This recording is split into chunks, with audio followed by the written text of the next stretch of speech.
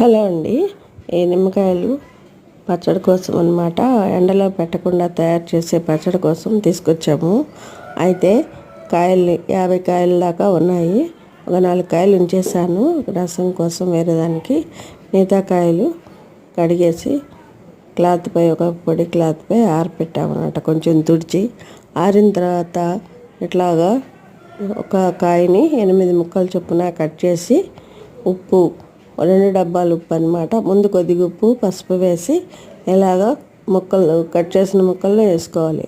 అలాగే కొంచెం ఉప్పు ముక్కలు అంటే ఎక్కువ ముక్కలు కాబట్టి అలాగే వేసుకోవాలన్నమాట. కొంచెం ముక్కలు అయితే ఒకసారి ఉప్పు పసుపు వేసి సరిపోతుంది. కానీ కొంచెం ఎక్కువ ముక్కలు కాబట్టి కొన్ని ముక్కలు వేసిన తర్వాత మళ్ళీ ఉప్పు వేయాలి.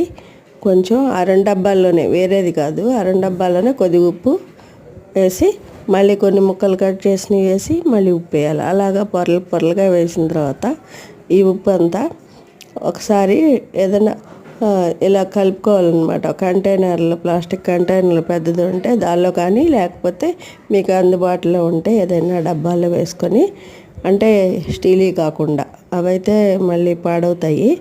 ప్లాస్టిక్ కానీ గాజు కానీ ఉంటే, లేకపోతే జాడీ అయినా పర్వాలేదు. కాకపోతే జాడీలు అవి జారుతాయి కాబట్టి చేతులు పచ్చడి పెట్టిన తర్వాత జాడీలోకి షిఫ్ట్ చేసుకోవచ్చు. అందుకని ప్రస్తుతం ఏం చేస్తామంటే కలిపేటప్పుడు ఊరబెట్టి పైకి కింద కుదుపుతాం కదా, అందుకని వీలైనంత వరకు ఇవి అయితే కొద్దిగా తేలిగ్గా ఉంటాయని ప్లాస్టిక్ కంటైనర్స్ వాడడము. మంచివి, మంచి క్వాలిటీవి.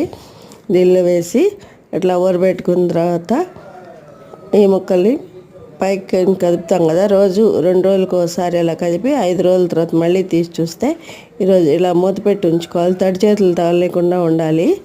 తడి చేతులు తగలకుండా ఉంటే బాగుంటుంది. మళ్ళీ ఇప్పుడు 5వ రోజు ఇలా ఊరాయి కదా, తీసాను.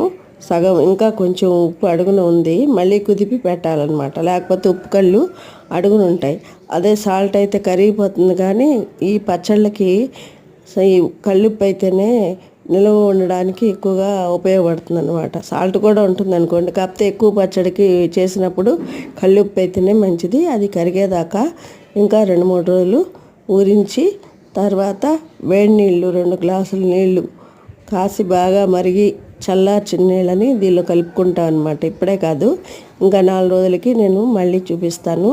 ఇప్పుడు ఇంతవరకు ఊరాయి, ఇంకా ఉప్పు కూడా ఉంది, అడుగున ఉంది, పూర్తిగా కలవలేదు. ఇది ఒక రకం పద్ధతి అనమాట. పల్చగా జారుగా ఇష్టపడే వాళ్ళకి నిమ్మకాయలు ఎండాకాలంలో కొంచెం నంచుకోవడానికి కూడా మంచిదే. ఇది ఎక్కువ కాకుండా కొంచెం నిమ్మకాయ వాడే వాళ్ళకి కొంచెం